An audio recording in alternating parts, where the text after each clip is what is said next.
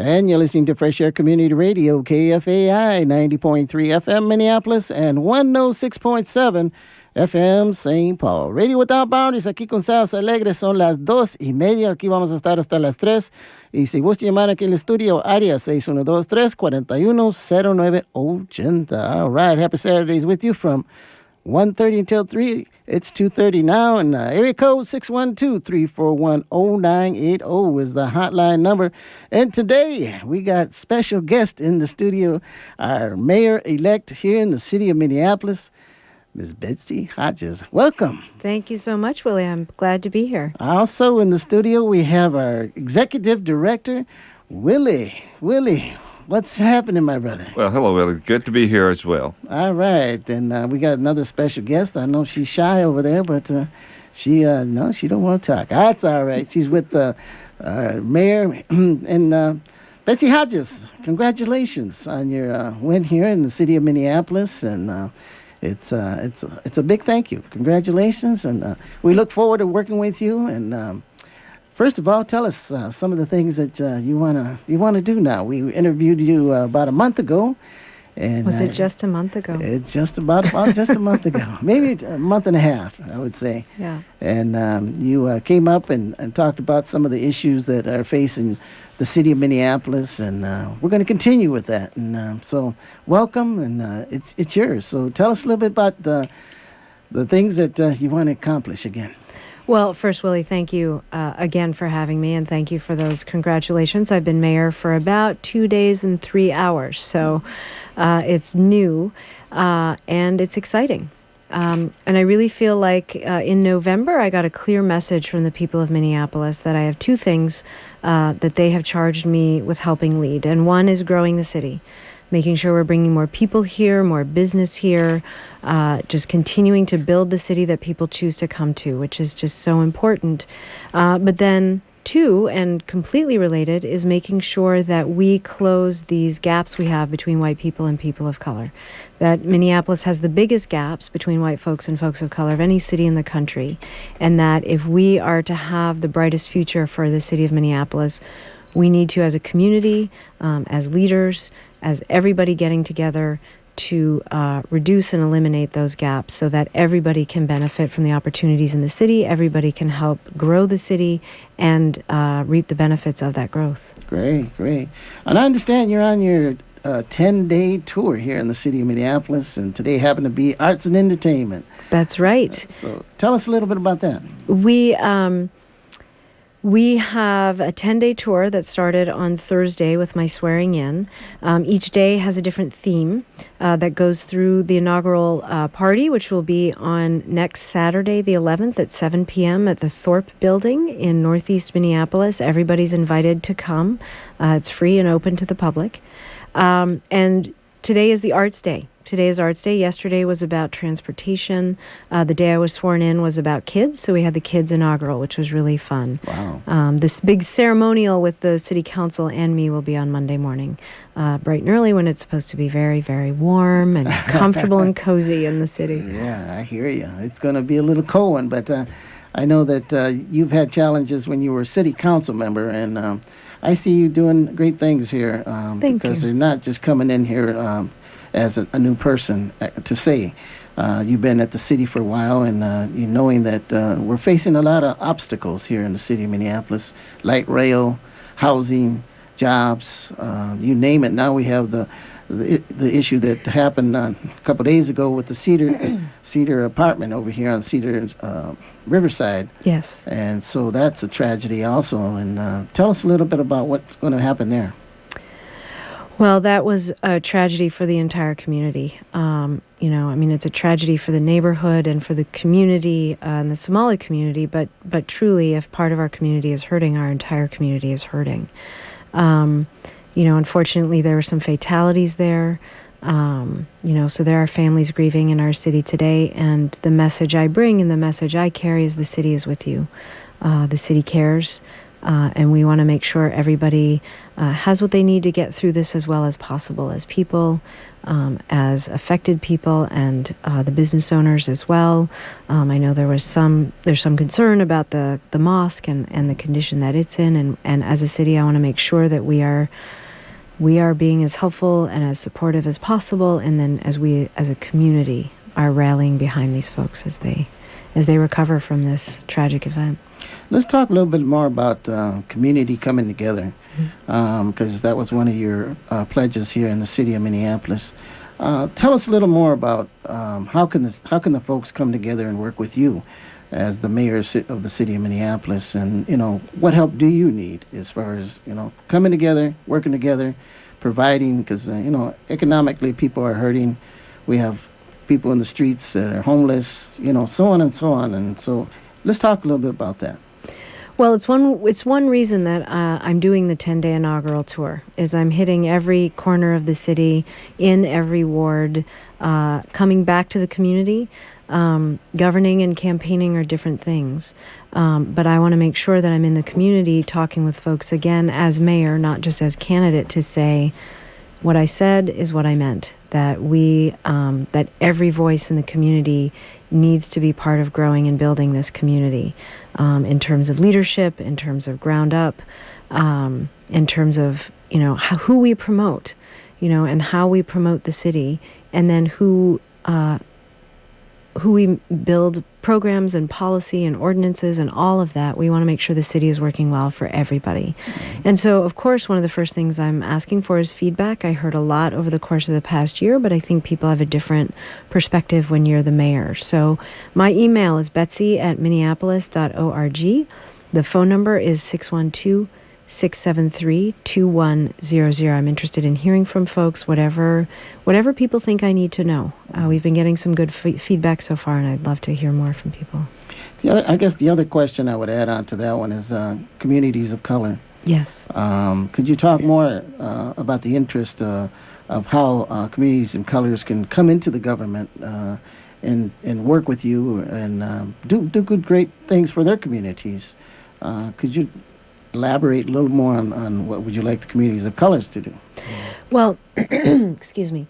Communities of color are already such a vital and important part of our entire community, which should be obvious and not need to be said, but I want to make sure people hear me say that. And moving forward, if we are going to make changes, if we're going to reduce these gaps in education, in housing, in employment, in health, the community, it shouldn't just be the community coming to me. I also need to be going to the community. Again, that's one of the reasons I'm out here these 10 days, is to send that signal to folks, is that I'm out in the community as well as asking folks to come to me. But some of it is just the work of governance. The extent to which we are going to be working on housing, there are opportunities for people to provide feedback, to provide expertise.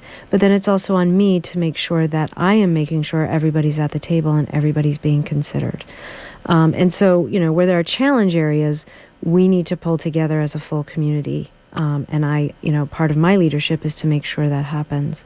But also, as we're talking about what our assets are as a city and what the great things are about the city, we need to make sure that we're highlighting all the assets, all the great things about this city, because our parks are an amazing amenity and people talk about them a lot.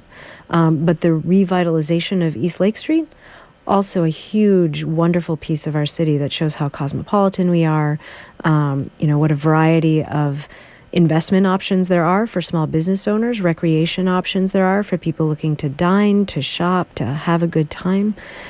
It's making sure that when we're promoting the city, we're promoting the entire city as well. Great. I like to hear that. I got my colleagues here if they got some questions here. Gabriel? I'm Gabriel Rios and DJ Gavilan. I'm Gabriel Rios, DJ Gavilan from been a Northsider for many years, from way back. One question that I do have is has to deal with the prison population. Mm-hmm. I'm a former felon. I was released a year and a half ago, and I made a lot of progress. I work for the state. I'm doing great. My question to you is, what are you going to do for felons? Because they're still in our community, even though they're not with us. Because even when I was in prison, I still felt part of the community because my kids are here and my family's here. And upon my release, there was from the city angle, there was a big gap that I felt It's nothing to do with the politicians. It's just a lot. It has to do with political stuff. Where nobody really wants to deal with felons because it's a hard issue. It's a touchy issue. But what the felons really need is not just jobs. They need how to be able to present themselves. We got, because especially like job interviews, they need a place where they can go. Is there something that you're going to be offering for somebody like that? Well, I mean, the issue you raise is so crucial for our community. It makes no sense to have a population of people so disaffected from the ability to participate fully in community life. And jobs are a key piece of that. Right now, we need to do a lot on job creation, bringing business here, bringing development here, but we also need to make sure that everybody can have access to those jobs. And if you have already paid the price for a crime that you have committed, we shouldn't ask you to keep paying that price for the rest of your life. It's why I'm glad Ban the Box passed at the state level, that employers are no longer asking about whether or not you have a felony conviction, on the applications or from the get-go. And there's a Justice for All campaign through Take Action Minnesota, but with a whole lot of partners have been working on that to champion just these issues. And they had some great success this summer working with Target Corporation, who now nationally are going to be banning the box and doing, and rethinking how they handle those issues around felonies around the country, which is a huge step forward, for the community. But you're right. There are also folks who, either because of the age that they went to prison or for other reasons, don't necessarily have the skill sets that they need to get the jobs that would be available. And there are services in the community that do that. The city at the moment doesn't necessarily provide those, although there's a lot of work that we can do to help folks out, and there are a lot of partnerships that we are involved in. But we need even more of that in the community, because we need to make sure that folks can succeed. That if folks are, and I know, I have friends, I have a number of folks in my life who have felonies in their background. They have paid the price, they have been to prison, they have come out, they have turned themselves and their lives around, but still struggle. And that struggle shouldn't be happening for folks. Mayor, as Executive Director for KFAI, I see that the nonprofit sector perhaps can assist you and the city as we attempt to grow the city and also close the gap that you mentioned earlier between people of color and whites. How can the city assist nonprofits like KFAI in identifying resources, leadership, etc., to strengthen our ability to work as partners? Well, first, I want to say KFAI is such an asset to the community as a whole. I have so many people who've come here and who've moved here that are delighted and thrilled that KFAI exists, because there's no other radio like KFAI in the region. And KFAI is wonderful. And thank you for all that you do with and for the community. You're an extraordinary resource. So I just wanted to say thank you for that. And indeed, it's having KFAI, having so many of our arts organizations in the city makes it a place that people want to come to, but it also makes it a place people choose to stay once they've gotten here, either as students or because they came here for a job. It's part of the livability of the city that people love so much. And so you are such an asset to the community in helping us build and grow. What the city can do back for nonprofits is we do partnerships. There are events that we have that can highlight the profile of KFAI as well as vice versa. But there are times, for example, when if a nonprofit has a building expansion or a nonprofit, there are ways that nonprofits interact with basic city services that we need to be thoughtful of and care about as a city. In terms of the policies and procedures we have that might affect the physical buildings or the operations or the inspections, things like that. I know that sounds very base level, but when you're going through it, it matters a lot. And, providing basic services is the number one thing we do as the city. And I'd love to hear your thoughts, too, about what the city can do, because you all have a high profile and such a high public profile, and so do we. It strikes me that, for example, on issues that the city cares about, and that I'm going to be championing moving forward regarding equity and reducing these gaps, there may be opportunities to do public forums together. You have an audience and can help organize people, in a way that the city has, doesn't have in the same way, just because of the way we operate versus you, and putting us together to move those agendas forward, I think would be really important. We would be certainly looking forward to partnering with you in the city. Thank you. Me too. Well, Betsy, what's next on your calendar here, so folks can join you and get their word out? I know we get a lot of folks that are listening here right now on KFAI. Like you mentioned, KFAI is the station that's best in the Twin Cities. We're always getting folks to come on up, and the politicians and the just normal people that want to express their voice. That's why KFAI was all about, to serve the underserved. Absolutely. And so, what is on the calendar? Well, I know that I will be at the Swedish Institute later this afternoon, Okay. And that I will be at Huge Theater tonight with some improv. Later on tonight, I think the 9 o'clock show, if people want to come on by for that, another couple of great community institutions. Mm-hmm. Monday is the actual formal swearing in at City Hall at 9:30 in the morning. It's open, free to the public if folks want to come down. I'm going to say a few words. We're going to swear in some new council members. It should be, that's one of those civic moments that I think will be exciting. And then we have a number of activities planned throughout the week. I don't have them all off the top of my head, Okay. but I think if you go to hodgestransition.org, there might be a calendar there. All and I right. think there might be one on Facebook as well, but I don't actually know where all the activities are. But I know the Star Tribune published a list as well. I was just going to say that's where I seen it, and Yeah. it had a long list of things that you're going to be tired out. I'll tell you that. Well, then let's point people to Star Tribune. I don't necessarily want to point them to websites if I don't know 100% if they're on Okay. there. Let's point them to the Star Tribune. All right. So tell us, you're going to be working with 7 new council members. Yes, Are you anxious to do that? I am very excited to do that. It's I've met with all the council members, new council members, returning council members, and just, it's a great group of people who are very excited, very energized to get to work, to put into, to make real the things that they spent the entire year talking with neighbors and residents about, and I'm excited to work with them to make that work happen. It's going to be an exciting 4 years, and I'm looking forward to working with them. Let me throw this at you also, working with the achievement gap and, this public school system.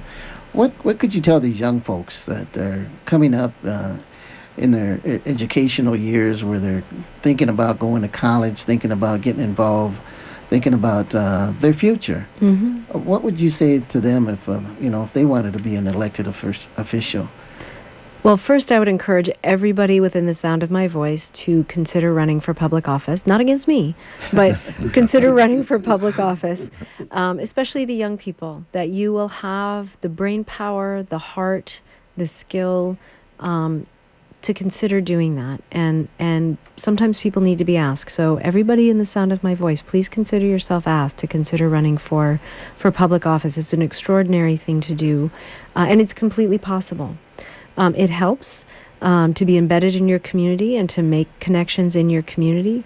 And in education, I would always encourage an education for every young person in the sound of my voice. Different things fit for different young people, but there's always a path and a way of learning that can really help propel people in their lives. I will say this, you won't regret it. Mm-hmm. You won't regret it. If you put the time and the energy in, you will never regret having done it. All right. Let me ask you this quick question here. Also, your predecessor was in the arts. That Yes. was one of his things. Mm-hmm. What would your legacy be as far as picking on something that you would really want to work on? Well, the two things that I was talking to people about all year are the two things I will continue talking about and focusing on, which is building and growing Minneapolis and, eliminating these gaps we have between white folks and folks of color. If in 4 years or 8 years or 12 years or 36 years, however long I serve, the dial has been moved on those things, and the conversation in the city is different in a way that leads to different outcomes and a new imagination for what we can do to bring people together to be one Minneapolis, that will be success. Great. That will be success. Great. Is there any other words you'd like to tell us before we have to move on. Just thank you again for having me here. KFA, and again, KFAI is such a resource for the community. And if folks want to get in touch with me, it's Betsy at Minneapolis.org or 612-673-2100. Or during the week, just call 311. All right. Again, Betsy, thank you for coming up and spending a few moments with us here at KFAI. And congratulations again. And looking forward to working with you. Thank you. As the city grows, and I think you're right. I think we all need to work together as a community, and to make it grow, because KFAI is going to grow. Yep. We're working on our 36 years here. Congratulations. And so we have a CEO now that is looking forward to working with the city, and we all are here at the programming. So thank you very much for coming on. Thank you. out. Here's to a good 4 years. All right. Neighborhoods to ask for votes, but I was coming to neighborhoods to talk about a vision that everybody's a part of, that when I get elected, we're going to start building together, and that's what's already happening in the first 2 days and 4 hours. So. Can I say one thing? Yeah. One huge thumbs up when you showed up on the scene of the tragedy next door. Oh, You were there, and you were there first and quick. You didn't wait. You were there. thank you. Bravo, Mayor. Thank you. Stay out front. That was, let's see, that happened, I was sworn in on Thursday, but in some ways that was my first day out. It was. And it was such a good day. Bad day. Yeah, Good day. bad day. Well, FYI, KFAI will be partnering with the Cedar Cultural Center Oh, for a great. fundraiser later this month. Oh, good. Oh, good. I know, because they set up the fund already. Oh, fantastic. Well, let me know. Let me know. Yeah. Well, I just want to say, Betsy, that I'm very strongly keyed into the idea of the one Minneapolis, and that it's going to take all of us pulling together to make that happen.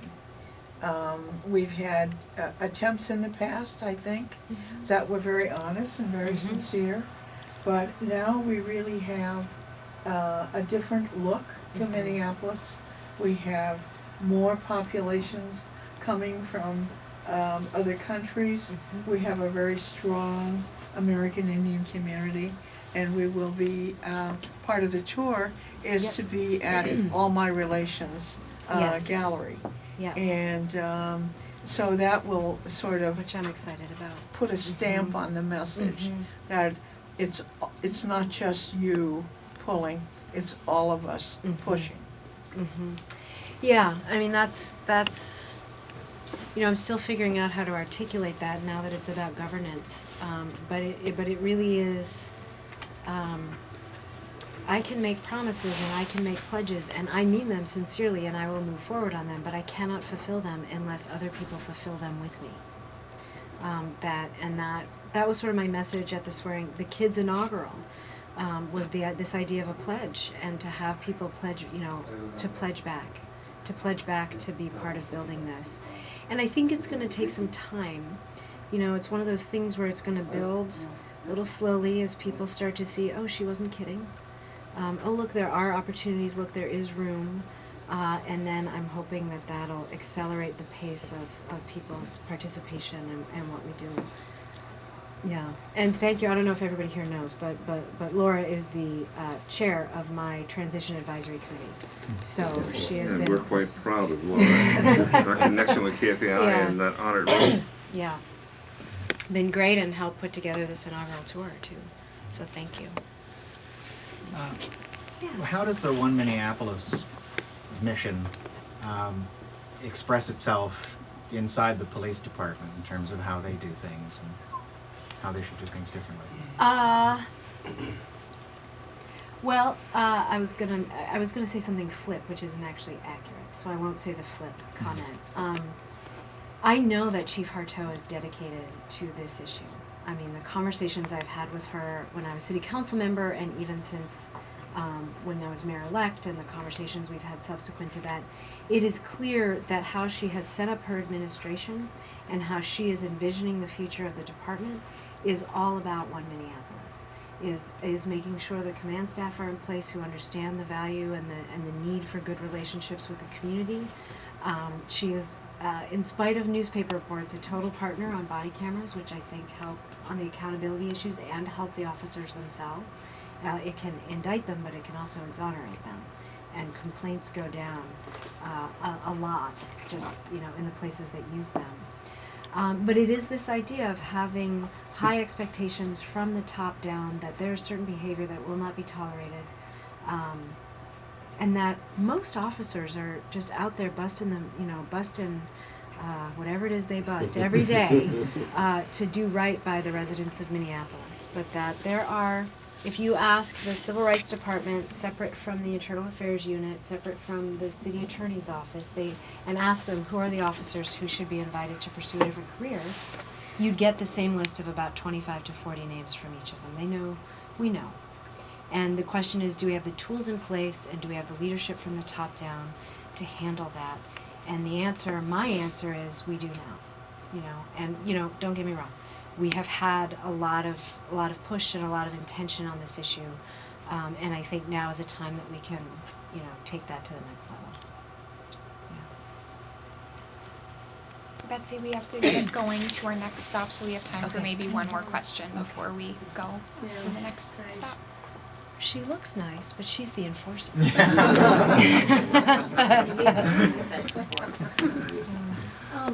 Is anyone in your office in touch with the Center for Urban and Regional Affairs?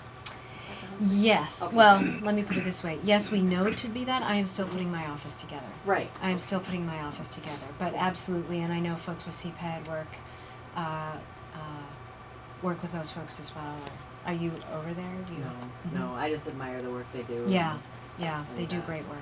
I think that in terms of one Minneapolis and closing the gap, that's where you want to. Exactly. Pick Yeah, brains. Great partners. Yeah, cool. Yeah. Would we have time for one group photo? Of course. We have time for a quick one. Okay, Yep. I always have quickly time. move up. We get a picture of the mayor. Why don't we picture in the middle? I got you, Miguel. Well, I stand by you.